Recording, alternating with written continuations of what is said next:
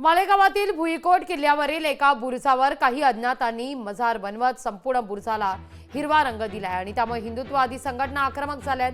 येत्या 15 दिवसात हे अतिक्रमण काढा, अन्यथा हिंदुत्ववादी संघटना संपूर्ण किल्ल्याला भगवा रंग देईल असा इशारा आंदोलकांनी दिलाय।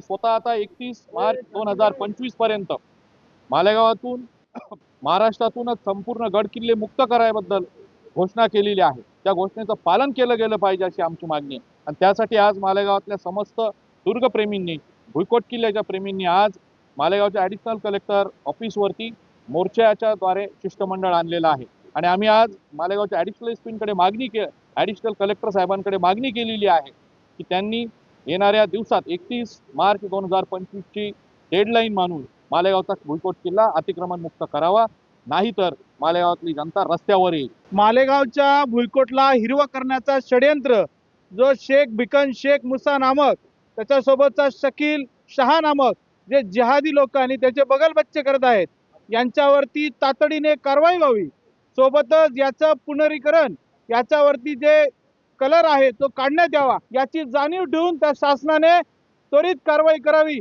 व हिंदुत्ववाद्यांना व सकल शिवप्रेमींना दिलासा देण्याचं काम करावं। जय श्रीराम। लोकशाही मराठी ऐका, पहा, जागरूक रहा।